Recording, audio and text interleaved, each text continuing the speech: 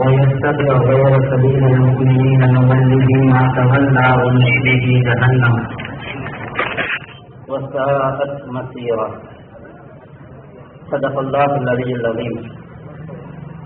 قال النبي صلى الله عليه وسلم: من قام رمضان إيمانا واحتسابا غفر له ما تقدم من ذنبه أو كما قال صلى الله عليه وسلم. கண்ணியத்திற்கும் பெருமதிப்பிற்கும் உரிய இந்த விழாவினுடைய தலைவர் அவர்களே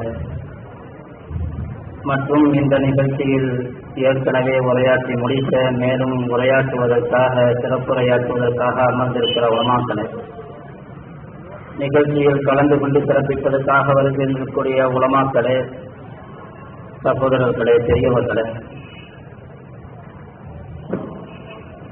ரமலான் நம்மை நெருங்கிக் கொண்டிருக்கக்கூடிய நேரத்திலே ஒரு அருமையான வாய்ப்பாக நகர மஜ்லிஸுல் உலமா ஏற்பாடு செய்திருக்கிறது.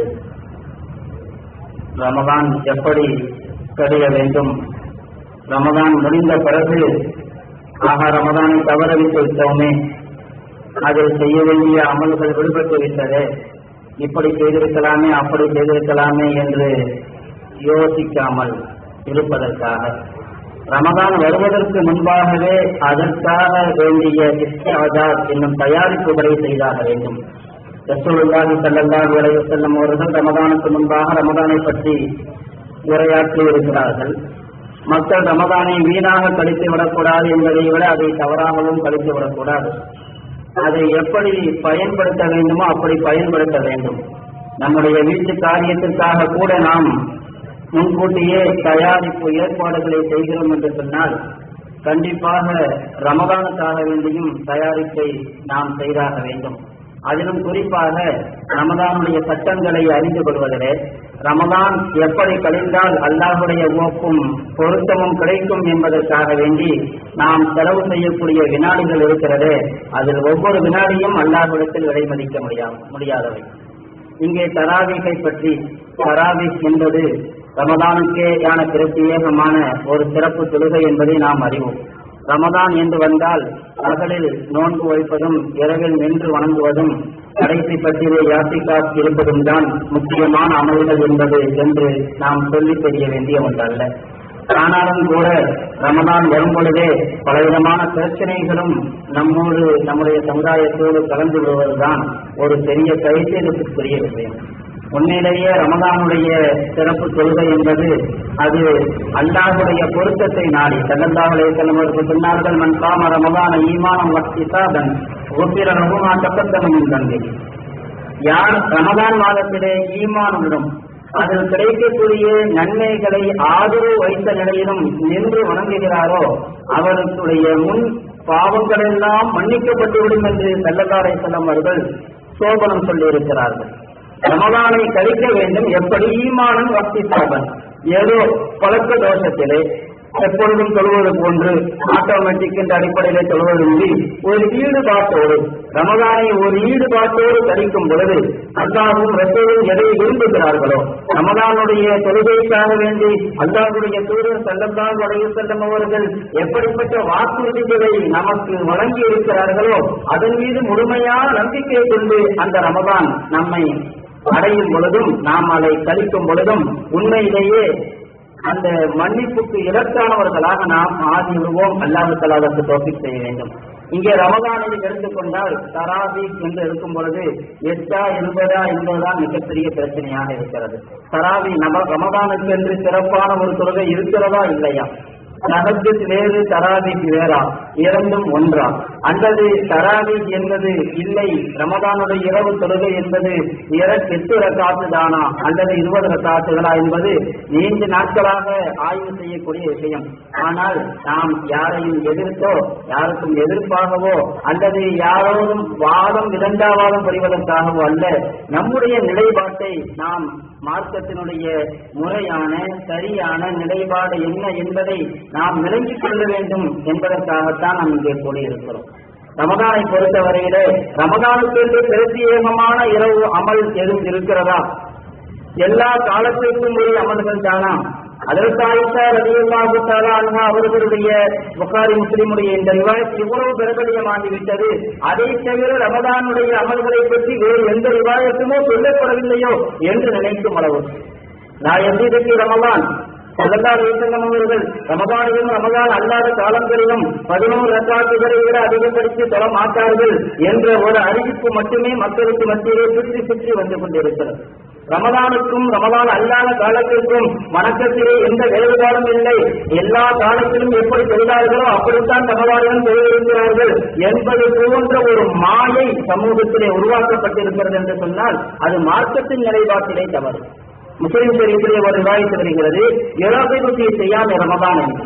ஸல்லல்லாஹு அலைஹி வஸல்லம் அவர்கள் ஸியாம் ரமதான் ரமதானுடைய விசேஷ தொழுகை விஷயத்திலே அதிகப்படியான ஆர்வம் ஊட்டி இருக்கிறார்கள் என்று முஸ்லிம் ஷரீஃபிலே ஒரு ரிவாயத் வருகிறது. ரமதானுடைய சிறப்பு தொழுகை ஒன்று இருக்கிறது, ஸியாம் ரமதான். இன்னொன்று இருக்கிறது, எல்லா காலத்திலும் தொழக்கூடிய தஹஜ்ஜுத் தொழுகை, ஸியாமுல் லைல், இரவு தொழுகை என்று. இரண்டும் அதாவது எப்பொழுதும் போல ஸல்லல்லாஹு அலைஹி வஸல்லம் தொழுகிறார்கள் ரமதானிலும் என்பதை நாம் ஹதீஸ்களை பார்க்க முடியாது. ரமதானுக்கு என்று பிரத்யேகமாக அமல் செய்யுமாறு ஸல்லல்லாஹு அலைஹி வஸல்லம் அவர்கள் சஹாபாக்களை ஆர்வம் ஊட்டி இருக்கிறார்கள். அதிலே ஏகப்பட்ட ரிவாயத்துகள் வருகிறது. ரசூலுல்லாஹி ஸல்லல்லாஹு அலைஹி வஸல்லம் அவர்கள் ரமதானுடைய கியாம் தொழுகை விஷயத்திலே மிகுந்த ஆர்வம் ஊட்டி இருக்கிறார்கள் நபி ஸல்லல்லாஹு அலைஹி வஸல்லம் அவர்கள். அதே போன்று புகாரியிலே ரிவாயத் வருகிறது, மன்காம ரமதான ஈமானம் வஹ்திசாபன் குஃபிர லஹு மா தகத்தம மின் தம்பிஹி. ரமதான் மாதத்திலே யார் நின்று வணங்குவாரோ அவருடைய பாவங்கள் எல்லாம் மன்னிக்கப்பட்டு விடுகிறது என்று. அப்படியானால் அந்த தொழுகை ரமதானுக்கு மட்டும் தானா? அது ரமதான் அல்லாத காலத்தில் தொழக்கூடிய தொழுகையா அல்லது ரமதானுக்கு மட்டுமான தொழுகையா? அதாவது சில சவால் விட்டிருக்கிறார்கள். தராவீஹ் தொழுகை என்று ஒரு ஆய்வு என்பது ஒரு 80 பக்கத்திலே முழு தராவீஹை பற்றியும் ஆய்வு முடிந்துவிட்டது போன்று ஒரு மாயை ஏற்படுத்தப்பட்டிருக்கிறது. ஸல்லல்லாஹு அலைஹி வஸல்லம் அவர்கள் 20 ரக்காத்தை விட தஹஜ்ஜுத் தொழுகிறார்களா? ஒரு ரிவாயத்தை காட்ட முடியுமா? சவால் விடுவது என்பதென்றால் நாமும் ஏகப்பட்ட சவால் விட முடியும். சவால் விடுவது பிரச்சனை அல்ல. ரமதானில் ஸல்லல்லாஹு அலைஹி வஸல்லம் இபாதத்தின் நிலைப்பாட்டை பற்றி ஹஜ்ரத் ஆயிஷா ரலியல்லாஹு தஆலா அவர்கள் சொல்லுவார்கள், மாரஐது ரசூலுல்லாஹி ஸல்லல்லாஹு அலைஹி வஸல்லம் காம லைலத்தன் ஹத்தா ஸபா இல்லா ஃபீ ரமதான். ஒரு இரவு முழுக்க நின்று வணங்கியதை நான் பார்க்கவில்லை ரமதானிலே தவிர. ரமதானில் அப்படி தொழுதிருக்கிறார்களா இப்படி தொழுதிருக்கிறார்களா என்ற கேள்விக்கு இடமில்லை. இரவு முழுக்க ஸல்லல்லாஹு அலைஹி வஸல்லம் அவர்கள் நின்று வணங்கி இருக்கிறார்கள். அது தராவீஹ் என்று சொல்லுங்கள், தஹஜ்ஜுத் என்று சொல்லுங்கள். தராவீஹ் என்று எங்கேயாவது ஹதீஸிலே வந்திருக்கிறதா? ஸல்லல்லாஹு அலைஹி வஸல்லம் அவர்கள் தராவீஹ் என்று பெயர் வைத்திருக்கிறார்களா? நீங்கள் ஏன் தராவீஹ் என்று சொல்கிறீர்கள்? 1987 அவர்களும் தராவீஹ் என்றுதான் சொல்லிக் கொண்டிருந்தார்கள். ரசூலுல்லாஹி ஸல்லல்லாஹு அலைஹி வஸல்லம் அவர்கள் தராவீஹ் என்ற பெயரிலே 8 ரக்காத்தை தான் நிர்ணயித்திருக்கிறார்கள் என்று 1987 எழுதினார்கள். நாம் தான் சொன்னோம் ஸல்லல்லாஹு அலைஹி வஸல்லம் அவர்கள் தராவீஹ் என்று பெயர் வைக்கவில்லையே என்று சொன்ன பிறகு கியாமுல் லைல் இரவு தொழுகை என்று பெயரை மாற்றிக் கொண்டார்கள். இப்போது நம்மிடத்திலே கேள்வி கேட்கிறார்கள், தராவீஹ் என்ற பெயர் இருக்கிறதா ஹதீஸிலே என்று. ஸல்லல்லாஹு அலைஹி வஸல்லம் அவர்கள் தராவீஹ் என்று பெயர் வைக்கவில்லை. இது சஹாபாத்தின் வாயிலாக வந்தது. தர்பீஹா என்ற வார்த்தை சஹாபாக்கள் தொழுகைக்கு தர்பீஹ் என்று சொன்னால் ஓய்வெடுப்புகள் என்று அர்த்தம். நீண்ட நேரம் நின்று தொழுகைக்கு 4 ரக்காத்துக்கு ஒரு தடவை ஓய்வெடுப்பார்கள். தர்பீஹ் என்ற வார்த்தை அதை வைத்துத்தான் தராவீஹ் என்ற பெயர் வைத்ததை தவிர தராவீஹ் என்ற வார்த்தையை ஸல்லல்லாஹு அலைஹி வஸல்லம் அவர்கள் சொன்னார்கள் என்று யாரும் சொல்லவில்லை. ஸல்லல்லாஹு அலைஹி வஸல்லம் அவர்கள் ரமதானிலே இரவு முழுக்க நின்று வணங்கி இருக்கிறார்கள். அத்தனை தொழுதார்களா, இத்தனை தொழுதார்களா, அப்படி தொழுதார்களா, இப்படி தொழுதார்களா என்றல்ல, ஒரு ரிவாயத்தை மட்டும் வைத்துக் கொண்டு ஏதாவது ஒரு ஹதீஸை மட்டும் வைத்துக் கொண்டு ஸல்லல்லாஹு அலைஹி வஸல்லம் தொழுகை இதுதான் என்று யாரும் இந்த முடிவுக்கும் வர முடியாது. ரசூலுல்லாஹி ஸல்லல்லாஹு அலைஹி வஸல்லம் அவர்களுடைய தொழுகையை பற்றி ரிவாயத்திலே தராவீஹினுடைய தொழுகையை பற்றி ஹதீஸ் ஷரீஃபிலே பார்க்கிறோம். இப்னு ஷிஹாப் ஸுஹ்ரி ரஹ்மத்துல்லாஹி அவர்கள் ரிவாயத் செய்கிறார்கள், நபி ஸல்லல்லாஹு அலைஹி வஸல்லம் அவர்கள் வாக்குறுதி கொடுத்தார்கள், பாவங்கள் மன்னிக்கப்பட்டுவிடும் ரமதானிலே நின்று வணங்கக்கூடியவர்கள். ஃபதவஃபா ஃபதுஃபிய ரசூலுல்லாஹி ஸல்லல்லாஹு அலைஹி வஸல்லம் வல் அம்ரு அலா தாலிக. அதே நிலையில் ஸல்லல்லாஹு அலைஹி வஸல்லம் அவர்கள் 3 இரவு இஷாவுக்கு பின்பாக 3 இரவுகள் ஜமாத்தாக தொழுதார்கள். 3வது இரவு சபை வரையிலும் தொழ வைத்தார்கள். அதே நிலையில் ஸல்லல்லாஹு அலைஹி வஸல்லம் அவர்கள் வஃபாத் ஆகிறார்கள். அதற்கு பிறகு அபூபக்கர் சித்தீக் ரலியல்லாஹு அன்ஹு, அதற்கு பிறகு சதரம் மின் கிலாஃபத்தி உமர், அதற்கு உமர் ரலியல்லாஹு அன்ஹுடைய ஆட்சி காலத்தின் ஆரம்பத்தின் வரையிலும் அப்படியே தான் இருந்தது என்று இமாம் ஸுஹ்ரி ரஹ்மத்துல்லாஹி அவர்கள் சொல்வார்கள். தஹஜ்ஜுதும் தராவீஹும் ஒன்று என்று சொன்னால் அப்படி பிரித்து சொல்ல வேண்டிய தேவை அவசியம் இல்லை. இப்னு ஷிஹாப் ஸுஹ்ரி மிகப்பெரிய முஹத்திஸ், அவர்கள் அந்த விஷயத்தை சொல்லும் பொழுது அப்படியே இருந்தது. ரசூலுல்லாஹி ஸல்லல்லாஹு அலைஹி வஸல்லம் காலத்திலும் அபூபக்கருடைய காலத்திலும் ஹஜ்ரத் உமர் ரலியல்லாஹு ஆட்சி காலத்தில் ஆரம்ப காலத்தில் எல்லா தொழுகையும் ஒன்றுதான் என்றிருந்தால் இப்படி இரண்டையும் பிரித்து பார்க்க வேண்டிய தேவை வந்திருக்காது. ஆனால் இங்கே பிரித்து சொல்கிறார்கள். ஆரம்பத்திலே 3 நாள் ஜமாத்தாக தொழ வைத்தார்கள், பிறகு அப்படியே விடப்பட்டு விட்டது, ஜமாத்தாக நடக்கவில்லை. அதே உமருடைய ஆட்சி காலத்தின் ஆரம்பம் வரையிலும் அப்படியே இருந்தது. இது இஷாவுக்கு பிறகு சொல்லக்கூடிய தலாவீஹ் என்ற சிறப்பு தொழுகையை பற்றி நாம் ஹதீஸ் ஷரீஃபிலே பார்க்கிறோம். ஸல்லல்லாஹு அலைஹி வஸல்லம் என்ன சொன்னார்கள் தெரியுமா? கஷீது ஐயபுரத அலைக்கும் முஸ்னத் அஹ்மதுல ரிவாயத் வருகிறது, நான் ஜமாத்தாக சொல்வதை விட்டு விடுகிறேன், ஏனென்றால் நான் பயப்படுகிறேன் இந்த மாதத்தினுடைய சிறப்பு தொழுகை கடமையாக்கப்பட்டுவிடுமோ என்று நான் பயப்படுகிறேன் என்றார்கள் ஸல்லல்லாஹு அலைஹி வஸல்லம் அவர்கள். தஹஜ்ஜுத் காலம் முழுக்க இருக்கிறது, ரமலானில் மட்டுமல்ல எல்லா காலத்திலும் இருக்கிறது. ஆனால் ஸல்லல்லாஹு அலைஹி வஸல்லம் அவர்கள் பயந்தது கியாமு ஹாதா ஷஹர் என்ற வார்த்தையை முஸ்னத் அஹ்மதிலே பார்க்கிறோம். இந்த மாதத்தினுடைய சிறப்பு தொழுகை, இந்த மாதத்தினுடைய இன்று வழங்கக்கூடிய தொழுகை கடமையாக்கப்பட்டுவிடனோ என்று நான் பயப்படுகிறேன், அதனால் நான் ஜமாத்தாக தொழ வைக்கவில்லை என்று ஸல்லல்லாஹு அலைஹி வஸல்லம் அவர்கள் சொல்கிறார்கள். இங்கேயும் நாம் வித்தியாசத்தை பார்க்கிறோம். மற்ற மாதத்தினுடைய தொழுகைக்கும் இந்த மாதத்தினுடைய தொழுகைக்கும் மத்தியிலே ஸல்லல்லாஹு அலைஹி வஸல்லம் அவர்கள் வித்தியாசம் விட்டு காட்டுகிறார்கள். அதே போன்று அபூ தாவூத் ஷரீஃபில் இன்னொரு ரிவாயத் வருகிறது, ஒரு நாள் அன்னஹும் ஷக்கு ஃபீ ஹிலால் ரமதான், ரமதான் மாதத்தினுடைய பிறை விஷயத்திலே சந்தேகம் வந்தது. பிறை தென்பட்டதா தென்படவில்லையா என்பதை பற்றி ஒரு சந்தேகம் வந்தது சஹாபாக்களுக்கு மத்தியிலே. எனவே பாராது அல்லாஹ் யஸூமு வலா யஸூமு, சஹாபாக்கள் எல்லாம் நாடினார்கள் இன்று தொழுகை கிடையாது, நோன்பு கிடையாது. அபூ தாவூதுல ரிவாயத் வருகிறது, இக்ரிமா அறிவிக்கிறார்கள், அதாவது பாராது அல்லாஹ் யஸூமு வலா யஸூமு, பிறை தென்பட்டதாக உறுதியான தகவல் இல்லை, எனவே இன்று தொழுகையும் கிடையாது, நோன்பும் கிடையாது. தொழுகையும் கிடையாது என்று சொன்னால், தஹஜ்ஜுத் என்று சொன்னால் தொழுகை வருடம் முழுக்க இருக்கிறது. வருடத்தினுடைய எல்லா நாட்களிலும் தஹஜ்ஜுத் இருக்கிறது. இங்கே பாராது அல்லாஹ் யஸூமு வலா யஸூமு, தொழவும் வேண்டாம் நோன்பு வைக்கவும் வேண்டாம் என்று நாடினார்கள் சஹாபாக்கள் என்று ரிவாயத்திலே வருகிறது. அது எந்த தொழுகையை பற்றி வருகிறது? பிறகு தகவல் வந்தது, பிறை கண்டுவிட்டது. ஸல்லல்லாஹு அலைஹி வஸல்லம் அவர்கள் பிலாலை அனுப்பி அறிவிக்கை செய்தார்கள், தொழட்டும் நோன்பு வைக்கட்டும் என்று. இங்கேயும் வித்தியாசப்படுத்தி காட்டப்பட்டிருக்கிறது. ரமதானிலே பிறை காணப்படாததால் தராவீஹை விட்டு விட்டார்கள், சொல்லாமல் இருக்க வேண்டும் என்று நினைத்தார்கள். வித்தியாசம் காட்டப்பட்டிருக்கிறது 2 தொழுகைக்கு மத்தியிலே. அப்படி இருக்கும் பொழுது 2 தொழுகைக்கு மத்தியிலே வித்தியாசம் இல்லை. எல்லா காலத்திலும் ஒரே தொழுகைதான், எல்லா காலத்திலும் ஒரே கியாமுல் லைல் தஹஜ்ஜுத் தான் என்று சொன்னால் அதை எப்படி ஏற்றுக்கொள்ள முடியும்? ரசூலுல்லாஹி ஸல்லல்லாஹு அலைஹி வஸல்லம் காலம் முதற்கொண்டு இன்று வரை யாரும் அப்படி சொல்லவில்லையே. இன்றுதான் திடீரென சொல்கிறார்கள் ஸல்லல்லாஹு அலைஹி வஸல்லம் அவர்கள் ரமதானிலும் ரமதான் அல்லாத காலத்திலும் செய்த இபாதத் என்று வித்தியாசமே கிடையாது. சஹாபாக்களுடைய நடைமுறையிலையும் பார்க்கிறோம். அதில் அனஸ் ரலியல்லாஹு தஆலா அன்ஹு அவர்களை பற்றி வருகிறது. கியாமுல் லைல் என்ற கிதாபிலே அல்லாமா மிர்வசி ரஹ்மத்துல்லாஹி அவர்கள் இந்த ரிவாயத்தை கொண்டு வருவார்கள். அதாவது அதில் அனஸ் ரலியல்லாஹு அவர்கள் எப்படி அன்னஹு லா யரா பஅஸன் தஅத்தீல் செய்வதை கொண்டு அதில் அனஸ் ரலியல்லாஹு அவர்கள் குறையான கருத மாட்டார்கள். தஅத்தீல் என்று சொன்னால் இரவிலே நின்று தொழுதுவிட்டு எல்லோரும் வீட்டுக்கு போய் விடுவார்கள், மீண்டும் அவர்கள் தஹஜ்ஜுத் நேரத்திற்கு பள்ளிவாசலுக்கு வருவார்கள். தாக்கீப் என்று சொன்னால் இரவு நேரத்திலே இஷாவுக்கு பிறகு தராவீஹ் என்ற தொழுகை அவர்கள் தொழுது முடித்துவிட்டு வீட்டுக்கு சென்று விடுவார்கள். தொழுது முடித்த பிறகு தூங்கிய பிறகு காலையிலே சகல் நேரத்திலே மீண்டும் தஹஜ்ஜுத் நேரத்திலே இருந்து பள்ளிவாசலுக்கு வருவார்கள். அந்த நடைமுறை இருந்தது சஹாபாக்களுடைய காலத்திலே. அதை அனஸ் ரலியல்லாஹு சொல்கிறார்கள், அதை பற்றி எந்த குற்றமாகவும் அவர்கள் கருதவில்லை. அப்படியானால் இரவிலே நின்று தொழுதும் இருக்கிறார்கள், பிறகு தஹஜ்ஜுத்திலையும் நின்று தொழுகிறார்கள். அதனால நம்மளும் கூட தராவீஹ் நேரில் தொழுகிறோம். ரமதானுடைய கடைசி பத்துல தான் கியாமுல் லைல் பள்ளிவாசல் நடக்குது ஜமாத்தாக. மற்ற காலத்துல தஹஜ்ஜுத் இல்லை அப்படின்னு நினைச்சிடக்கூடாது. தராவீஹ் இரவிலே இஷாவுக்கு பிறகு தொழுகை நடக்கிறது.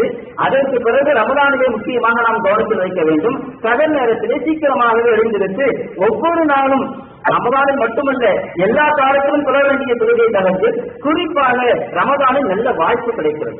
பகல் சாப்பிடுவதற்காக எழுந்திருக்கவே செய்கிறோம். கொஞ்சம் சீக்கிரமாக எழுந்திருந்து நாம் தஹஜ்ஜுத் தொழுகையை அக்கறையாக இருந்தால் அதிலும் மிக சிறந்த நிறைந்த சவாலை நாம் பெற்றுக்கொள்ள முடியும். இங்கு அதில் தனக்கிறது இல்லாதவர்களும் 2க்கும் மத்தியிலே வித்தியாசம் காட்டுகிறார்கள்.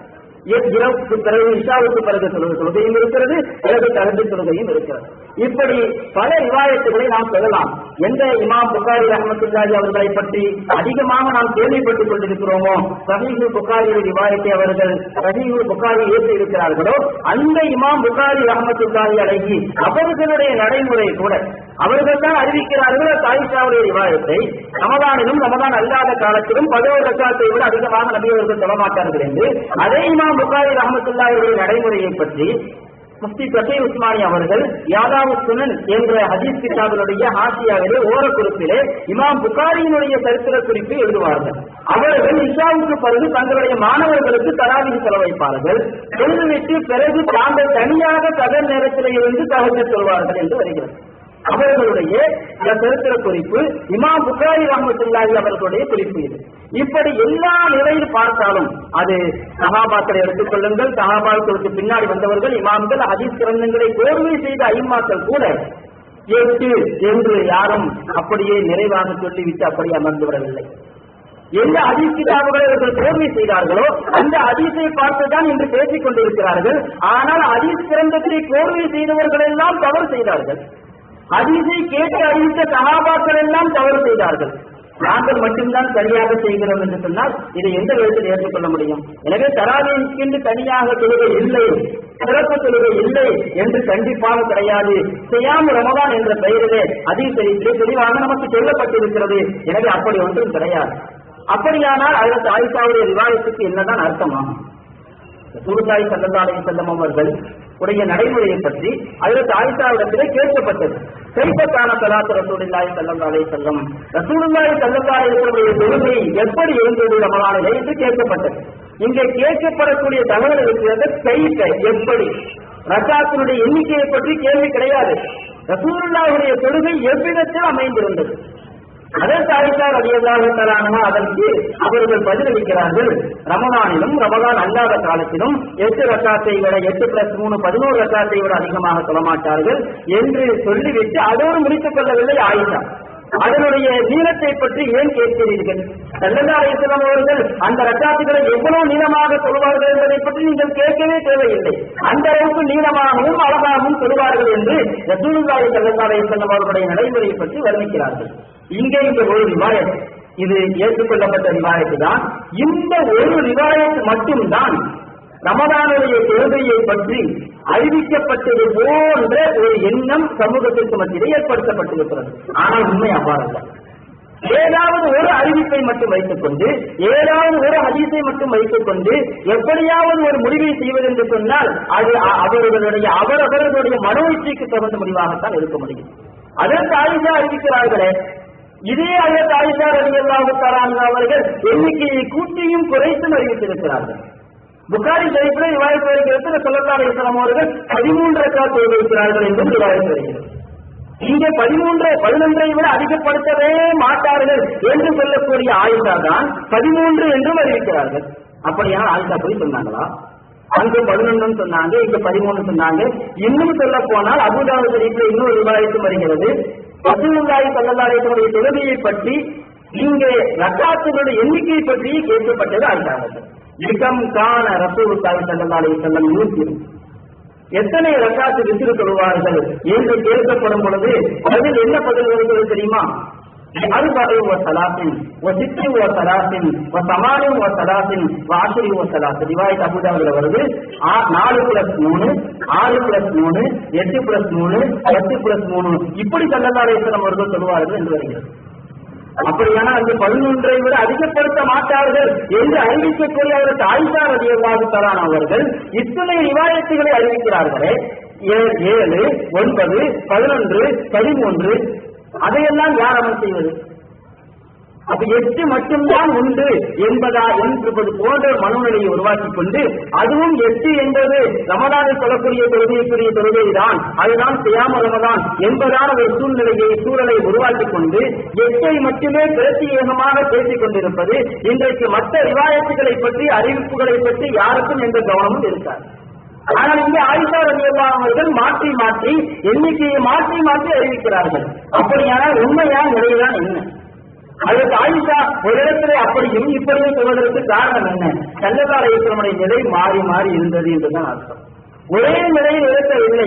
8+3 தான் எல்லா நிலைகளிலும் இல்லை.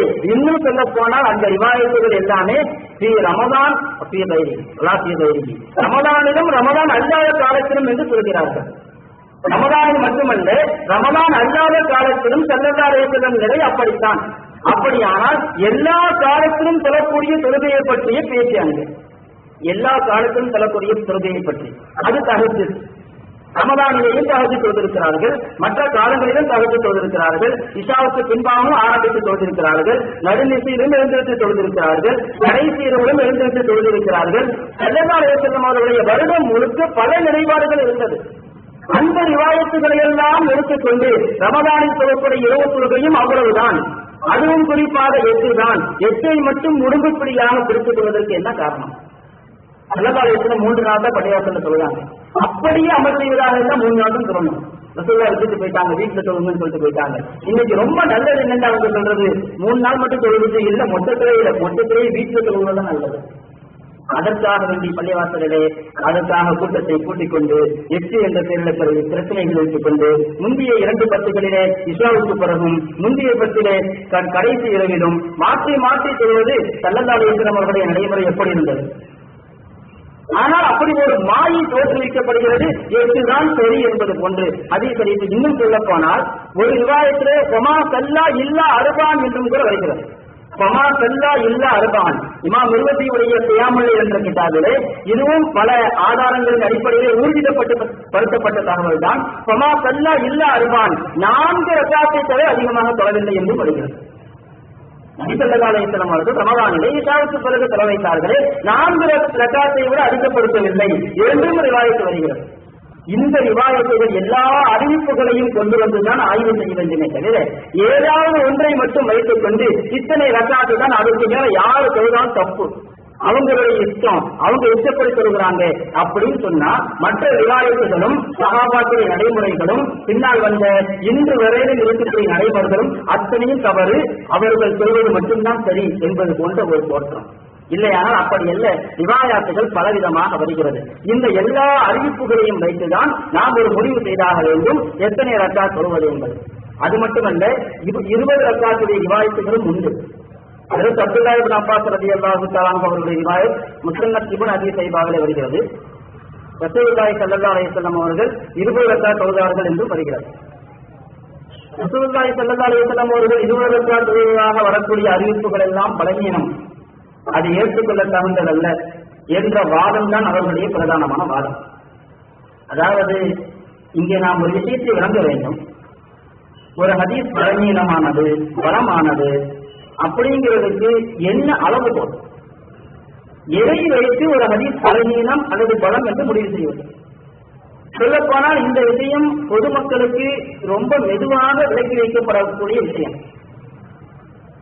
ஆனால் இன்று எப்படிப்பட்ட ஒரு தோற்றம் ஏற்படுத்தப்பட்டிருக்கிறது, இந்த ஹதீஸ் சஹீஹ், இந்த ஹதீஸ் லஈஃப், இவர் நம்பகமானவர், இவர் நம்பகமற்றவர். சஹீஹ் லஈஃப் என்ற 2 சொல்லாடல் மட்டும் மக்களுக்கு மத்தியிலே உலாவ விடப்பட்டிருக்கிறது. இது மிகப்பெரிய மோசடி என்று சொல்ல வேண்டும். சஹீஹ் லஈஃப், சஹீஹ் என்று சொன்னால் ஏற்று அமல் செய்ய வேண்டும், லஈஃப் என்று சொன்னால் தூக்கி எறிந்துவிட வேண்டும். இது எந்த அளவுகோல் என்பது ஏற்றுக்கொள்ள தகுந்ததாக இருக்கிறது. ஒரு ஹதீஸை சஹீஹ் என்று சொல்வதற்கும் லஈஃப் என்று, ஹதீஸில் சஹீஹ் லஈஃப் என்ற 2 வகை தான் இருக்கிறதா? பலமானது பலவீனமானது இந்த 2 வகை தான் இருக்கிறதா? இல்மு ஜரஹ் வ தஅதீல் என்ற பண்பு தனி கலை, அது பற்றி படிக்க வேண்டும், பேச வேண்டும் என்று சொன்னால் மிக நீண்ட நேரம் விசாலமாக பேச வேண்டும். மக்களுக்கு மத்தியிலே அதை பற்றி எல்லாம் சொல்லாமல் சஹீஹ் லஈஃப், பலமானது பலவீனமானது என்ற 2 வார்த்தையை மட்டும் மக்களுக்கு மத்தியிலே உலாவப்பட்டிருக்கிறது. இது மிக பெரும் எண்ணி மோசடி, சியானத், இது மோசடி, பெரிய மோசடி. இல்லை என்று சொன்னால் ஹதீஸுடைய வகைகளிலே சஹீஹ் லஈஃப் என்று 2 மட்டும் கிடையாது, ஏகப்பட்ட வகைகள் இருக்கிறது. நான் இப்பொழுது அந்த பெயர்களை எல்லாம் சொல்ல ஆரம்பித்தால் பாடம் நடத்துவது போன்று இருக்கும். உலமாக்கள் அதை விளங்கிக் கொள்வார்கள். பெயர்களை மட்டும் சொல்கிறேன். சஹீஹுல் லிதாத்திஹி, சஹீஹுல் லிகைரிஹி, ஹஸனுல் லிதாத்திஹி, ஹஸனுல் லிகைரிஹி, லஈஃபுன், லஈஃபுல் ஜிஸ்ஸா, மௌதூஉன், முன்கதி, முஅல், முத்தஸில், இப்படி ஏராளமான வகைகள். ஹதீஸினுடைய வகையில் எடுத்துக்கொண்ட உலமாக்களுக்கு தெரியும் கிட்டத்தட்ட 52 வகைகள் இருக்கிறது. அதை பற்றியெல்லாம் மக்களுக்கு மத்தியில் இதுவரைக்கும் பேசப்படவே இல்லை. மௌது என்று சொன்னால் விட்டு கட்டப்பட்டது, அந்த ஹதீஸ் புறம் தள்ளப்பட வேண்டும். விட்டு கட்டப்பட்ட ஹதீஸை ஏற்றுக்கொள்ளக்கூடாது.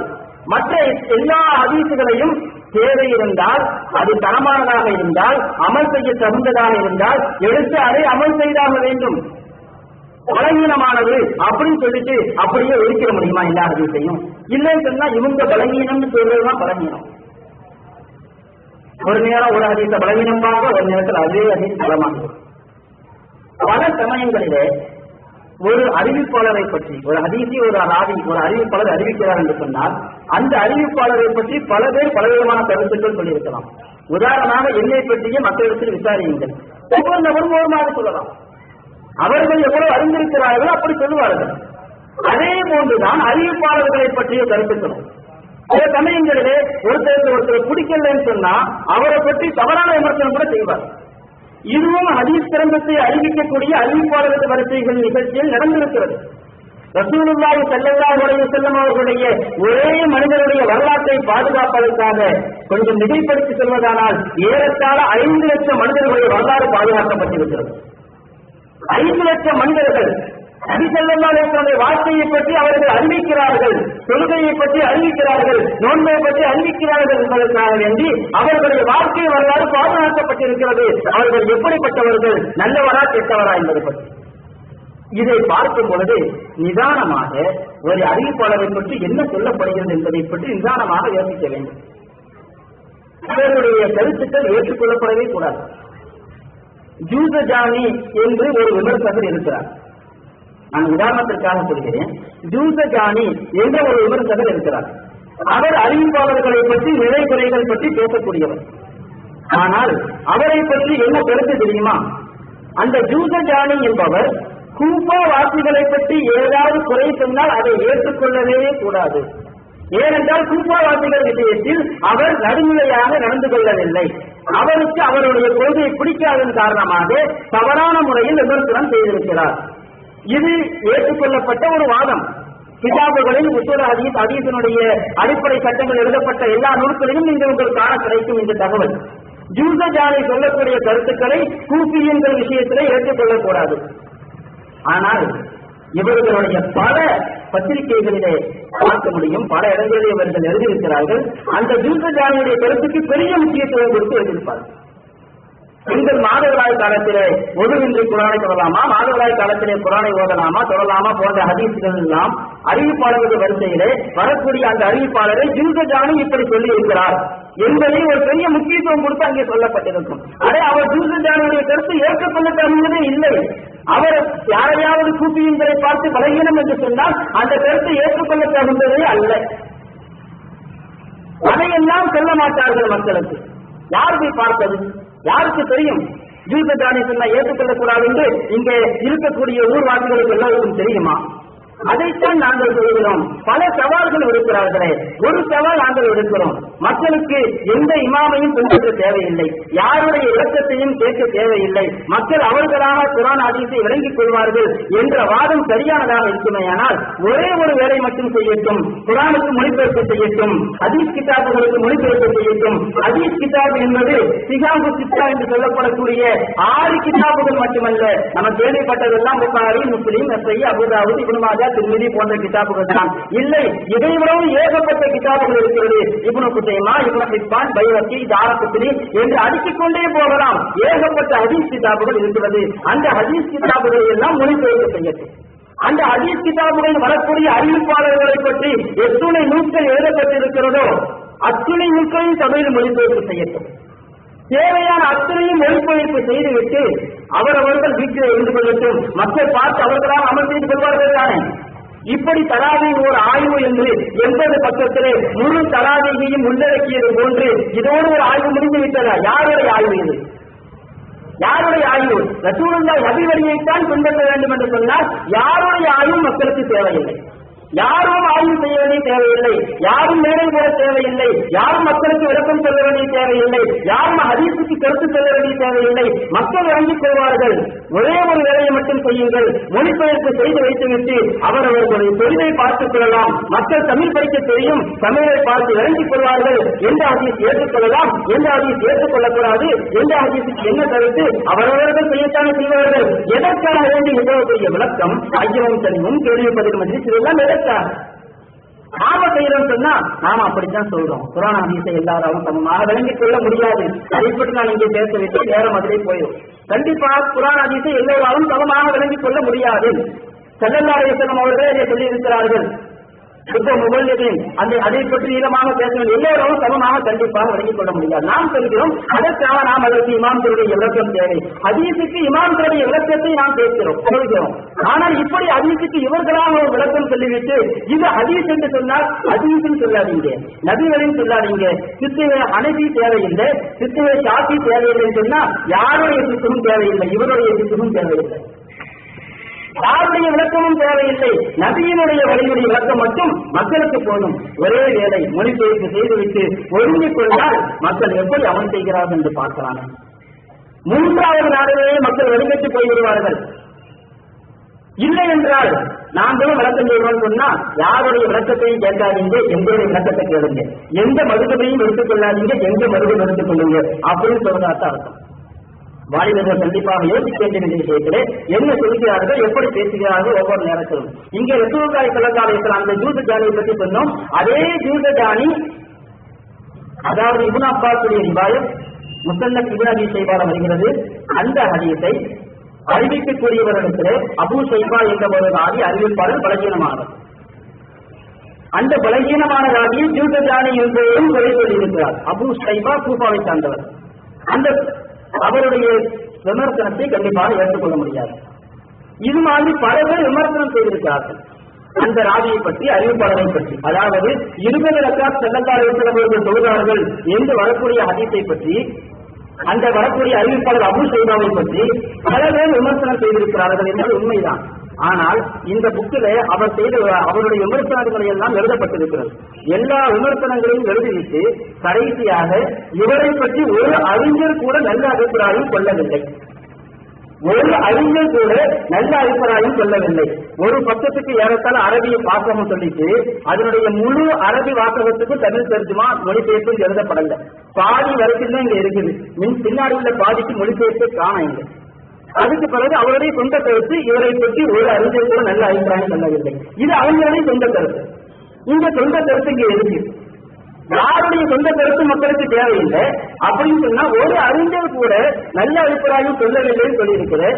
ஆனா அவர் எழுதின அரபி இபாரத்திலேயே, அரபி வாசகத்திலேயே இங்க இருக்குது. அவர் மொழிபெயர்ப்பு செய்யப்படாமல் விடப்பட்ட பகுதியில் இருக்குது. عن يحيى بن معين قال يزيد بن هارون ما قضى على الناس رجل يعني في زمانه عادل في قضاء منه وكان يزيد على كتابته ايام كان قاضيا. யஸீத் இப்னு ஹாரூன் சொல்லக்கூடிய ஒரு தகவல். அவர்கள் யார்? அபூ ஷைபா நீதிபதியாக இருந்தார்கள். மிக மிக நீளமான முறையிலே நீதிமன்றத்திலே அவர்கள் தலைமையாற்றினார்கள். அந்த காலத்திலேயே அவர்களை போன்று நீதவான் யாரும் கிடையாது என்ற ஒரு தகவலும் இங்க இருக்குது. அது மட்டும் இல்ல, அதுக்கு ஹாஃபிஸ் இப்னு அபீ ரஹ்மஹுல்லாஹ் அவங்க ஜாமிஅத்துல் வஃபாயில் என்றால் அப்படின்னு ஒரு கிதாப் எழுதியிருக்கிறாங்க. அறிவிப்பாளர்களை பற்றி நீண்ட தொகுப்பு ஏறத்தாழ 9 பாகங்கள் கொண்டது. ஏராளமான அறிவிப்பாளர்களை கொண்டு வந்து அவர்களை பற்றி விமர்சனங்களை எல்லாம் கொண்டு வந்திருக்கிறார்கள். அந்த ஹாஃபிஸ் இப்னு அபீ அவர்களை பற்றியும் வகால இப்னு அபீ லஹு அஹாதீஸு சாலிஹத்துன் ஒவ்வொரு கையிலும் இப்ராஹீம் இப்னு அபீ ஹய்யா. இந்த அபூ ஷைபாவுக்கு அஹாதீஸு சாலிஹத்துன் நிறைய ஹதீஸுகள், நல்ல ஹதீஸுகள் எல்லாம் இருக்கிறது. அதே மாதிரி அவர் இப்ராஹீம் இப்னு அபீ ஹய்யாவை சிறந்தவர் என்ற வாசகமும் இங்க இருக்குது அரபி வாசகத்துல. ஆனா அதுக்கெல்லாம் இங்க மொழிபெயர்ப்பு செய்யல, ஆதி வரைக்கும் செஞ்சு வச்சுட்டு அதுக்கு பிறகு இவரை பற்றி ஒரு அறிஞர் கூட நல்ல அபிப்பிராயம் கொள்ளவில்லை. இந்த 2 பேரும் சொன்ன அபிப்பிராயம் நல்ல அபிப்பிராயமா கெட்ட அபிப்பிராயமா? இது மோசடி இல்லையா? இப்ப இதை படிக்கிறவங்க, இந்த அரபி வாசகத்தை படிக்கிறவங்க, நான் சொல்றேன் நீங்க அரபி முதல்ல படிங்க. யார் இந்த புக்கின் மீது நம்பிக்கை வைத்திருக்கிறார்களோ அவர்களுடைய ஆய்வுடன் சரி என்று நினைக்கிறார்களோ, உண்மையிலேயே நீங்க நபி வேலையை தெரிய வேண்டும் என்று சொன்னால் நீங்களாக அரபி படிங்க. அரபி பாஷையை படிங்க, அரபி பாஷையை படித்து தேவையான எல்லா கலைகளையும் படிங்க, படிச்சுட்டு இந்த கிதாபுகளை எல்லாம் எடுத்து பாருங்க, அர்த்தத்தை எல்லாம் நீங்களே செய்யுங்க, யாருடைய அர்த்தத்தையும் நம்பாதீங்க. இமாம்களுடைய கருத்து தேவையில்லை என்று சொன்னால் இமாம்களுக்கு பின்னால் இருக்கக்கூடிய யாருடைய கருத்தும் தேவையில்லை. சத்தியமாக நீங்களாக அரபி படியுங்கள், நீங்களாக ஆய்வு செய்யுங்கள், அப்ப தெரியும் யார் யார் என்னென்ன மோசடி செஞ்சிருக்கிறாங்க. இல்லைன்னு சொன்னா ஒரு புக்கை படிச்சு பார்த்துட்டு இன்னைக்கு இந்த புக்கு மதியானமே வந்துச்சு, அதுக்கு போய் இன்னொருத்தர் இன்னொரு புக்கு கொண்டு வந்தார், இதுல உள்ளதுக்கெல்லாம் போய் சொல்லுங்க. அதுக்கு இந்திய பூரா புக்கையும் படிச்சாச்சு, வரும் 80 பக்கம். 80 பக்கத்துல பூரா தராவிய விஷயம் வந்துருக்காங்க. ரமதானுடைய தொழுகை புத்தகத்துல பூரா விஷயம் வந்துட முடியுமா? அல்லாம தாரிக் ஹுசைன் கயாதி உருதுல ஒரு கிதாப் எழுதியிருக்கிறாங்க. அப்சர தன்த்தை இந்த ரக்காத்தி தராவி வந்து ஏறத்தாழ 470 பக்கத்துல தராவியை பற்றி மட்டும் 20 ரக்காத்துகள் தான் சரியானது என்பதை பற்றி. இந்த இப்னு அப்பாஸுடைய ரிவாயத் அபூ ஷைபா வருகிறார்களே, இந்த ரிவாயத் அறிவிப்பாளர் வரிசைப்படி ஒரு கிடைக்கின்றது பலகீனமாக இருந்தாலும் கூட அதை ஏற்றுக்கொண்டு அமல் செய்ய தகுந்ததுதான் என்பதை நிலைநாட்டுவதற்காக ஏறத்தாழ 140 பக்கங்கள் எழுதியிருக்கிறார். நம்முடைய உலகத்துக்கு சாதாரணமாக வச்சுட்டு போகல சமுதாயத்தை யார் வேணாலும் என்ன வேணாலும் சொல்லுவாங்க, கேட்டுக்கொள்ளான்னு சொல்லி எந்த ஆய்வு செய்யப்படலை இதுவரைக்கும் அதை சும்மா அவங்களா செஞ்சு கொண்டிருக்கிறாங்க. இந்த ஒரு ஹதீஸை பற்றி மட்டும் ஏறத்தாழ 140 பக்கங்களுக்கு எழுதியிருக்கிறார்கள். தாரிக் ஹுசைன் கயாதி சவால் வச்சிருக்கிறார். இந்த ரிவாயத்து பலவீனமானதுதான். அறிவிப்பாளர் வரிசையின்படி அபூ ஷைபாவை பற்றி பல பேர் பலவிதமாக கருத்து கொண்டிருக்கிறார்கள். ஒரு ஹதீஸ் பலவீனமானது என்று சொன்னால் அது பலவீனம் என்பதற்கான மட்டும் முடிவு செய்வதற்கு அறிவிப்பாளர் வரிசை மட்டும் அளவுகோல் அல்ல. இது உசூல் ஹதீஸ், ஹதீஸினுடைய உசூல் சட்டப்படி ஏற்றுக்கொள்ளப்பட்ட ஒரு விஷயம். இவங்க ஏற்றுக்கொள்ளாட்டி அதுக்கு நம்ம ஒன்றும் செய்ய முடியாது. ஒரு ஹதீஸை ஏற்றுக்கொள்ளலன்னு சொன்னா, ஒரு ஹதீஸ் பலவீனமாக இருக்குதுன்னு சொன்னா அதுக்கு பிறகு சஹாபாக்களுடைய அமல் எப்படி இருக்குங்கிறதையும் பார்க்கணும். சஹாபாக்கள் எப்படி அமல் செஞ்சுட்டு வந்தாங்க, தராவீஹ் விஷயத்தில் எப்படி நடந்து கொண்டார்கள் அப்படிங்கிறது நம்ம கவனிக்கணும். ரசூலுல்லாஹி காலத்திற்கு பிறகு உமருடைய ஆட்சி காலத்துல எப்படி இருந்துச்சு தொழுது இருக்கிறார்கள். நம்ம ஏற்கனவே சொன்னா உமருடைய ஆட்சி காலத்திலே அதாவது சஹாபாக்கள் மக்களை ஒன்று போட்டு 20 ரக்காத்தாக தொடர்ந்து வைத்தார்கள். அவர்கள் உமரவர்கள் 11 ரக்காத்தும் தொடர்புகிறாங்களே அப்படிங்கிற ரிவாயத்தையும் சொல்லியிருக்கிறாங்க. கண்டிப்பாக உண்டு. அந்த 11 ரக்காத்தை பற்றி அவங்க எழுதின விமர்சனம் என்ன தெரியுமா? அதாவது உமருடைய ஆட்சி காலத்துல 11 ரக்காத்தான் தொலை சொன்னாங்க அப்படிங்கிற ஹதீஸை பற்றி, அப்படிங்கிற அந்த சஹாபாக்களுடைய அந்த அமலை பற்றி செயல்பாட்டை பற்றி 1987 நாங்கள் தக்க ஆதாரத்துடன் நிரூபித்திருக்கிறோம் சொன்னாங்க. எந்த ஹதீஸை பற்றி, எந்த செயல்பாட்டை பற்றி சஹாபாக்கள் அதற்கு உமர் அவர்கள் 11 ரக்காத்தான் தொலை சொன்னாங்க. ஆனா அதே ரிவாயத்தை, அதே அறிவிப்பை 1995 முன்கர் இது நிராகரிக்கப்பட்டதுன்னு சொல்லிட்டாங்க. ஏற்கனவே தக்க ஆதாரத்தில் நிரூபிக்கப்பட்ட ஒரு அறிவிப்பு 1995 அது முன்கர் அல்ஜன்னத்திலே பத்திரிகையில் எழுதினாங்க. முன்கர் இது நிராகரிக்கப்பட்டது.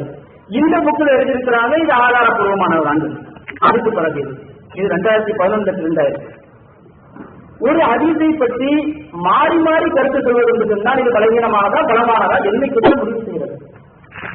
சரி போகட்டும், அதற்கு உமர் அவர்கள் 11 ரக்காத்தை கொண்டு எழுதியிருக்கிறார்கள் என்று வரக்கூடிய ஹதீஸில் அது ஏற்றுக்கொள்ளப்பட்டதா, ஏற்றுக்கொள்ள தகுந்தது இல்லையா, அதே பல விமர்சனங்கள் இருக்கலாம். ஆனால் 20 ரக்காத் பெரும்பாலி ஏறி இருக்கிறார்கள் என்று சஹீஹான ஹதீஸில் வந்திருக்கிறது. முஸன்னஃப் அப்துர் ரஸாக்கில் ரிவாயத் வருகிறது. ஜமா உமர் ரலியல்லாஹு தஆலா அன்ஹு மக்களை ஒன்று சேர்த்தார்கள். அலா 21 ரக்காத்தன் முஸன்னஃப் அப்துர் ரஸாக்கில் ரிவாயத் வருகிறது. முஸன்னஃப் அப்துர் ரஸாக் ஹதீஸ் கிதாபுடைய ஒரு பெயர். நம்ம கேட்ட புகாரி முஸ்லிம் மட்டும் தான் கேட்டு சலித்து போயிருப்போம். ஹதீஸ் கிதாப் ஏகப்பட்ட கிதாப் இருக்குது. இந்த ரிவாயத்து பல விதங்களிலே சரி காணப்பட்டிருக்கிறது. இது ஏற்று அமல் செய்ய தகுந்ததுதான். இவங்க மற்ற ரிவாயத்தெல்லாம் இதை போட்டு பலவீனம் சொல்லியிருக்கிறாங்க. இல்லைன்னு சொன்னா அது உமரவர்களுடைய ஆட்சி காலத்திலே 20 ரக்காத்தை மக்களை தொழும்படி எழுதினார்கள். மக்களும் அவ்வாறு தொழுதிருக்கிறார்கள். அதற்கு பிறகு அதற்கு உஸ்மான், அதற்கு அலி ரலியல்லாஹு ஆட்சி காலத்திலும் அவ்வாறு சொல்லப்பட்டிருக்கிறது. அதற்கு அலி ரலியல்லாஹு அவர்கள் சொல்வார்களா, அவர்கள் சொல்ல சொன்னார்களா அப்படிங்கிறதுக்கு இங்க ஒரு ரிவாயத்தை கொண்டு வந்திருக்கிறாங்க. கொண்டு வந்துட்டு அந்த ஹதீஸை பற்றியும் விமர்சனம் செஞ்சிருக்கிறாங்க. அதாவது அதற்கு அலி ரலியல்லாஹு அவர்கள் 20 ரக்காத் தொழும்படி எழுதினார்கள் அப்படின்னு சொல்லிவிட்டு அந்த அறிவிப்பாளர் வரிசையில் அபுல் ஹசனா அப்படிங்கிற ஒரு அறிவிப்பாளர் வருகிறார். அந்த அபுல் ஹசனா அப்படிங்கிற அறிவிப்பாளர் இருக்கிறாரு, அவர் யார் என்று அறியப்படாதவர். அதற்கு அலி ரலியல்லாஹு அவர்கள் 20 ரக்காத் தொழும்படி எழுதியிருக்கிறார்கள். அந்த அறிவிப்பை கொண்டு வந்துவிட்டு அதை அறிவிக்கக்கூடிய ஒரு அறிவிப்பாளர் அபுல் ஹசனா. அபுல் ஹசனா யார் என்று அறியப்படாதவர், தமிழில் அவர் செய்த மொழிபெயர்ப்பு. ஆனால் பொதுவாக ஒவ்வொரு பண்ணுக்கும் ஒவ்வொரு தலைக்கும் தனிப்பட்ட அர்த்தம் இருக்கு. இதற்கு ஒரு வார்த்தைக்கினுடைய மொழிபெயர்ப்பு மட்டும் ஒரு விஷயம் விளங்க முடியாது. கபர் பத்திரம் சொல்லுவாங்க.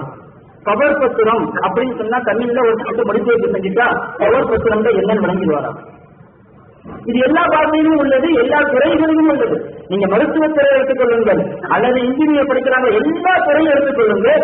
அந்த துறைக்கென்று சில வார்த்தைகள் இருக்கும். அந்த வார்த்தைக்கு வெறும் மொழிபெயர்ப்பு மட்டும் போதாது. பவர் பத்திரம் தமிழ்ல சொன்னா எல்லாருக்கும் விளங்கிட முடியுமா? விளங்காது. அதுக்குன்னு ஒரு விளக்க விளக்கணும். அப்படின்னா என்ன அப்படிங்கறத சொல்லணும், அப்பதான் அது வழங்கும். இந்த யாரென்று அறியப்படாதவன் சொல்லியிருக்கிறார்.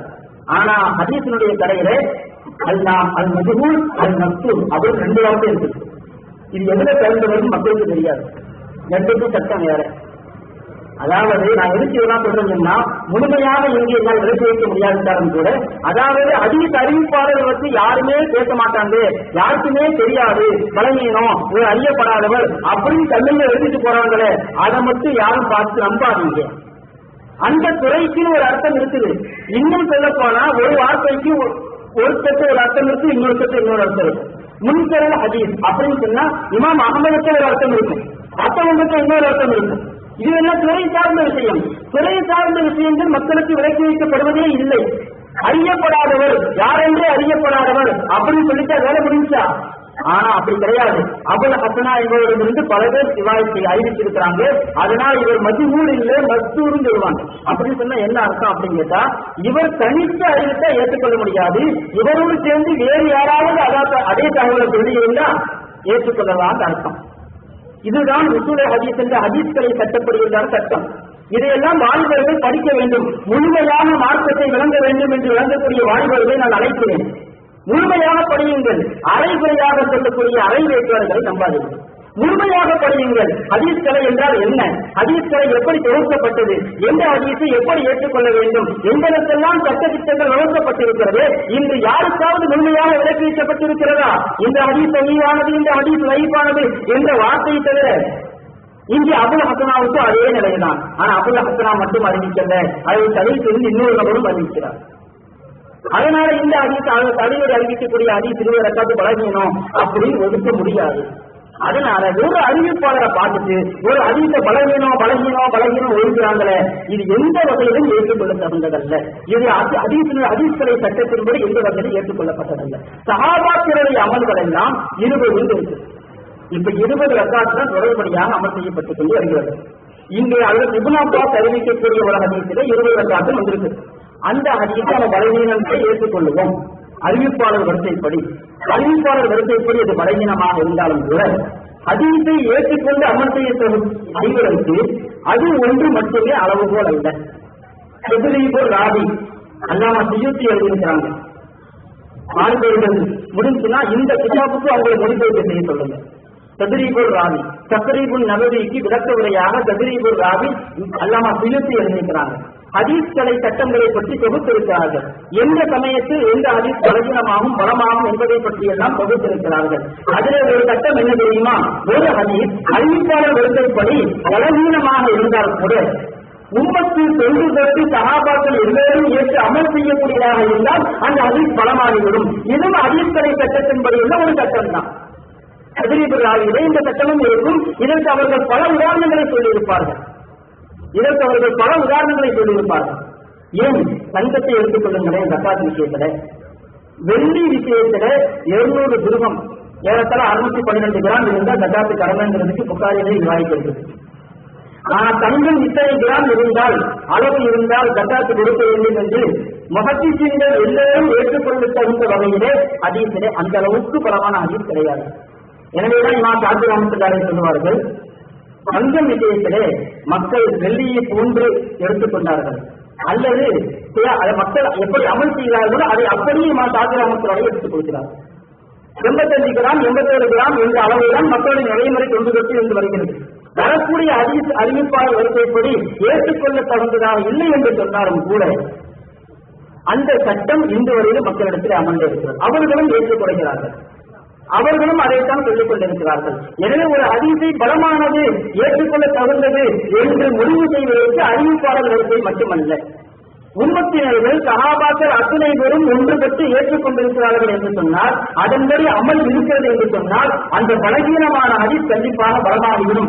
ஏனென்றால் எப்படி நாம் நபி வழியை பின்பற்ற வேண்டும் என்று ஆர்வமாக இருக்கிறோமோ, இதைவிட பல கோடி மடங்கு சஹாபாக்கள் ஆர்வமாக இருந்திருப்பார்கள். தங்களுடைய உயிரையே தீனுக்காக, இஸ்லாத்திற்காக அர்ப்பணம் செய்தவர்கள், நபி ஸல்லல்லாஹு அலைஹி வஸல்லம் அவர்களை காப்பதற்காக அர்ப்பணம் செய்தவர்கள், நபியினுடைய உயிரை விட தங்களை தாழ்வாக கருதியவர்கள். அப்படிப்பட்டவர்கள் ரசூலுல்லாஹி ஸல்லல்லாஹு அலைஹி வஸல்லம் அவங்க 8 ரக்காத் சொல்றாங்க, அவங்க தோத்துட்டு போகட்டும், நம்ம 20 ரக்காத் சொல்லுவோம் அப்படின்னு முடிவு செய்வாங்களாம். ஆனா இவங்களுக்கு அப்படி சொல்றது லேசு. ஏனென்றால் சஹாபாக்களை பற்றியுள்ள விமர்சனங்கள் காதில் கேட்க முடியாது. எல்லாரும் உலகத்துக்கு தான் விரும்பினாங்க, ஜகாத்து கடமையிலே மறுத்தாங்க. அவங்க எழுதி வச்சிருக்கிறாங்க சஹாபாக்களை பற்றி. சஹாபாக்கள் தங்களுடைய உயிர் எல்லாவற்றையும் தீனுக்காக காசு பணத்தை எல்லாம் செலவழித்த அந்த சஹாபாக்களை பற்றி இவங்க ஜகாத்து கடமையே மறுத்துட்டாங்க. எப்ப ரசூல் வஃபாத்தானாங்க, ஜகாத்து கொடுக்க மாட்டேன்னு சொல்லிட்டாங்க சஹாபாக்கள். கடைசியை எந்த அளவுக்கு நிறுத்திருக்கிறார்கள் சொன்னால், நரகவாசிகளுடைய பட்டியலில் அடிப்படைகளையும் கொண்டு வந்து நிறுத்திருக்கிறார்கள் என்று சொன்னால், நவுது பில்லா அல்லாஹ் பாதுகாக்க வேண்டும். நாங்கள் இந்த வார்த்தையே வரக்கூடாது. அப்படி சஹாபாக்களை கீழ்த்தரமாக தரிசிக்கக்கூடியவர்கள் ஏற்றுக்கொள்ளாவிட்டால் அதற்கு நாம் என்ன செய்ய முடியும்? சஹாபாக்களின் நிலைப்பாடு என்ன? அவர்கள் எல்லோரும் ஒன்றுபட்டு ஒரு முடிவு செய்யும் போது மறுக்கிறோம் என்று சொன்னால் அதை எப்படி ஏற்றுக்கொள்ள முடியும்? இதுவும் ஹதீஸ்களை சட்டத்தில் உள்ளதுதான். எனவே இந்த 20 ரக்காத் தொழுதார்கள் ஸல்லல்லாஹு அலைஹி வஸல்லம் அவர்கள் என்ற அந்த அறிவிப்பு பின்னால் வந்த சஹாபாக்களுடைய நடைமுறைகளின் மூலமாக ஊர்ஜிதப்படுத்தப்படுகிறது. இதுதான் மக்கள் மூலமாக ஏற்றுக்கொண்டு அமல் செய்யப்படுகிறது. இன்று வரையிலும் 8 ரக்காத்து, 11 ரக்காத்து, 13 ரக்காத்து எல்லாம் இருக்கிறது. அதெல்லாம் ஹதீஸ்ல இருக்கிறது. ஆனால் உமருடைய ஆட்சி காலத்தில் இருந்து ரசூலுல்லாஹி ஸல்லல்லாஹு அலைஹி வஸல்லம் முன்மாதிரியை வைத்துதான் அவங்க செயல்பட்டிருக்கிறார்கள். அதுக்கு ஆயிஷா ரலியல்லாஹு அன்ஹா அறிவிக்கிறாங்க, ரசூலுல்லாஹ் 11 ரக்காத்தோடு அதிகமா தொழ மாட்டாங்க ரமதான் அல்லாத காலத்திலையும். அதே ஆயிஷாவுடைய காலத்தில் தான் அதற்கு உமர் ரலியல்லாஹு அன்ஹு 20 ரக்காத் தொழ வைக்கிறார்கள். இப்ப அதற்கு ஆயிஷா மறுப்பு தெரிவிக்க மாட்டாங்களா? பல விஷயங்களில் மறுப்பு தெரிவித்திருக்கிறார்கள். அதே ஆயிஷா ரலியல்லாஹு அன்ஹா அவர்கள் நபி வழிக்கு மாற்றமாக நடந்த பல விஷயங்களை மறுப்பு தெரிந்து மாற்றியிருக்கிறார்கள். ஆனால் இங்கே மறுப்பு தெரிவிக்கவில்லை. எந்த சஹாபியும் மறுப்பு தெரிவிக்கவில்லை. ரசூலுல்லாஹ் எப்படிதான் சொல்றாங்க, நீங்க என்ன 20 சொல்றீங்க? எந்த சஹாபியும் மாற்றுக்கருத்து தெரிவிக்கவில்லை. எல்லோரும் ஏற்றுக்கொண்டார்கள். எல்லா நடைமுறை ஒன்றுபட்டு வரக்கூடிய அமல். இதை வைத்து 20 ரக்காத் தொழுதார்கள் என்ற அந்த ரிவாயத் பலமடைந்து வருகிறது.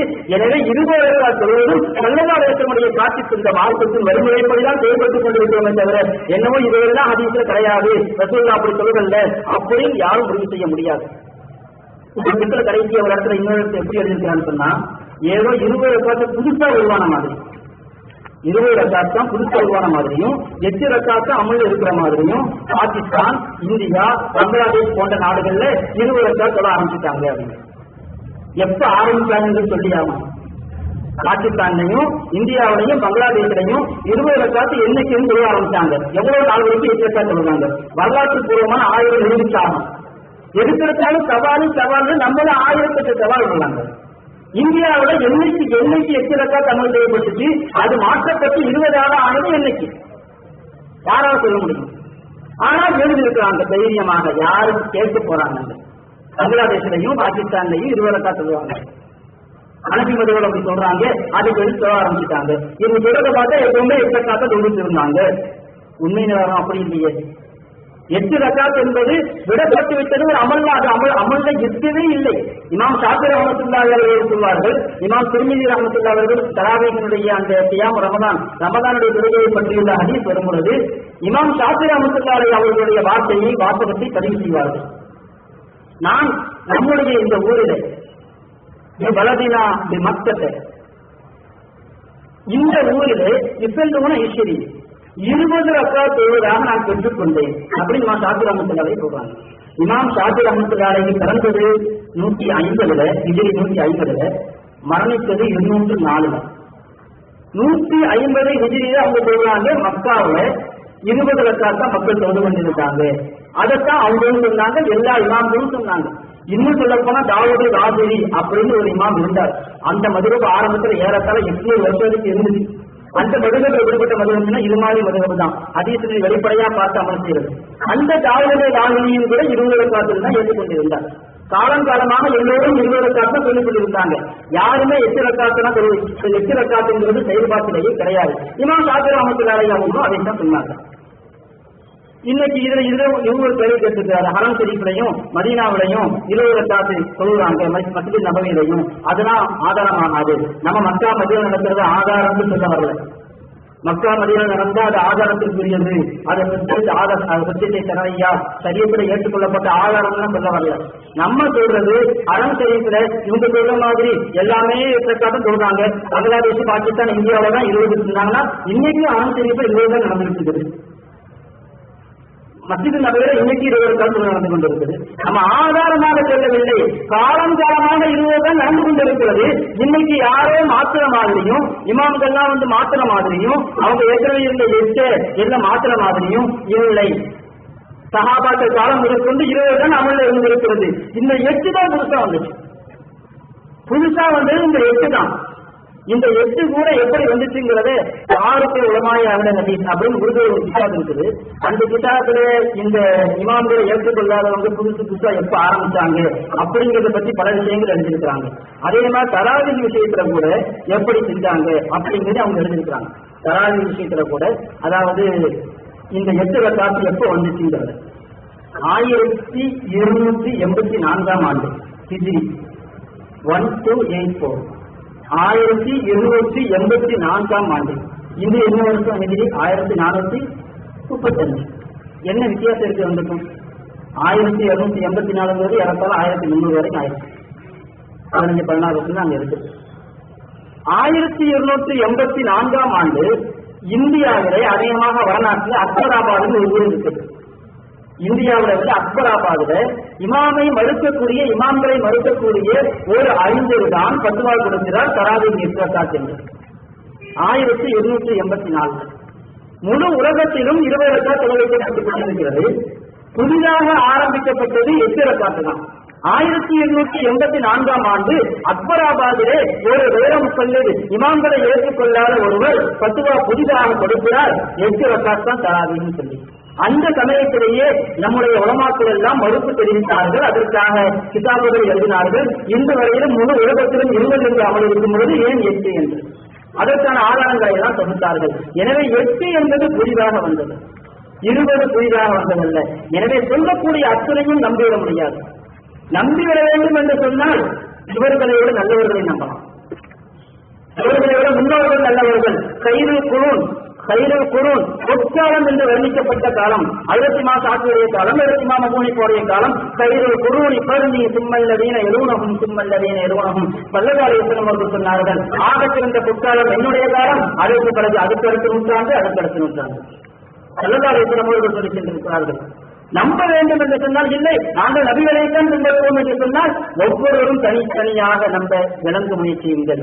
யாருடைய விளக்கத்தையும் கேட்காதீர்கள். எங்கே நபி வழி சொல்லிக்கொண்டு தம் வழியைத்தான் சொல்லிக் கொண்டிருப்பார்கள். ஹதீஸுக்கு இவங்க செய்யற மொழிபெயர்ப்பட்ட நீங்க நம்பணும். அரபி வாசகத்துக்கு இவங்க செய்யற மொழிபெயர்ப்பட்ட நம்பணும். அது சரியா தவறா உங்களால் திருத்தறிய முடியுமா? அவங்க சொல்றது நம்புறீங்கன்னு சொன்னா அப்ப நீங்க அவங்களை தப்பீடு செய்வீங்கன்னு அர்த்தம்.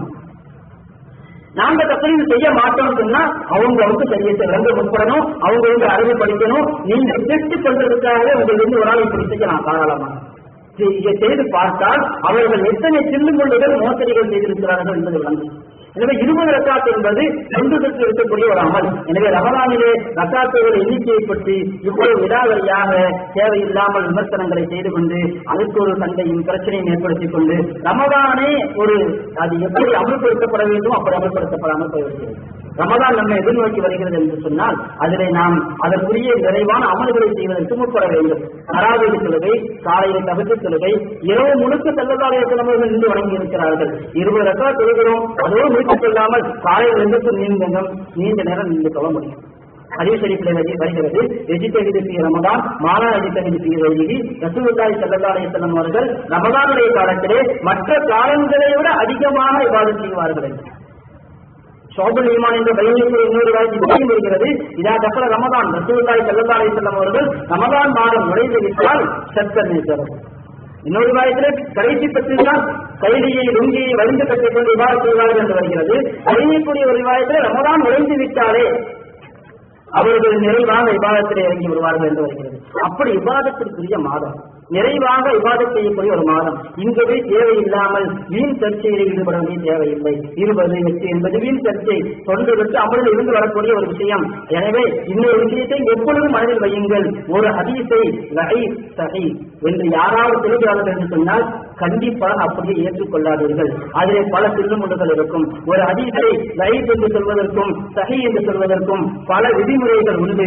எந்த விதிமுறைகளிலும் உங்களிடத்தில் சொல்ல மாட்டார்கள். அது ஒரு தனி கலை, இல்மு ஜரஹ் வ தஅதீல் என்று சொல்வார்கள். அது தனி கலை. தனி கலையை தனியாக வருடங்கள் கொடுத்து படிக்க வேண்டும். அப்பொழுதுதான் அதை முழுமையாக நிறைவாக விளங்கிக் கொள்ள முடியும். சும்மா 4 மொழிபெயர்ப்பு பார்த்து விளங்கிக் கொள்ள முடியாது. எனவே யாரும் அவர்கள் யாராவது எதையாவது சொல்கிறார்கள் என்று ஏமாற்றி வர வேண்டாம். அங்கே தலைமைத்துவத்தில் இருப்பவர்கள் அப்படி இருக்கட்டும்.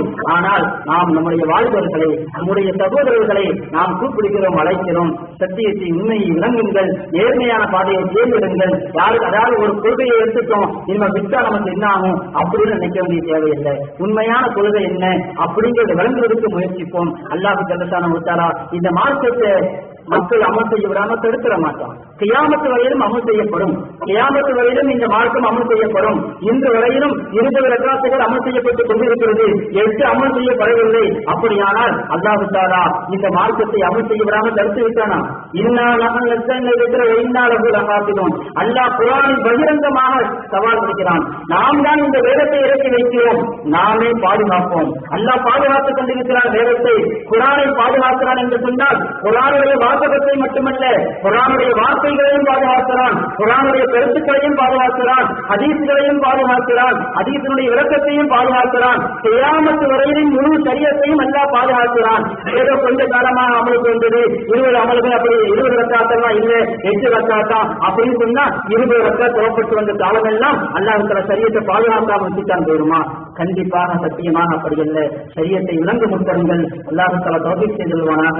இந்த ரமதானுடைய மாதத்தை நிறைவான முறையிலே அல்லாஹ்வுடைய பொருத்தத்தை பெற்றவர்களாக, அல்லாஹ் ரசூலும் எப்படி விரும்புகிறார்களோ, ரமதானை அவர்கள் எப்படி ஈடுபாட்டோடு கழித்தார்களோ, ரமதானை எப்படி கவனத்தோடு கழித்தார்களோ, இரவு முழுக்க 2 வழங்கினார்களோ, அப்படிப்பட்ட அமல்களிலே செயல்பாட்டிலே தலைத்து விடுவதற்கும் அல்லாஹ்வுடைய பொருத்தத்தை பெற்றுக் கொள்வதற்கும் அல்லாஹ் தௌஃபீக் செய்தல்வானாக. வாஹிரு தஅவானா அல்ஹம்துலில்லாஹி ரப்பில் ஆலமீன். அஸ்ஸலாமு அலைக்கும் வரஹ்மத்துல்லாஹி தஆலா வ பரகாத்துஹு.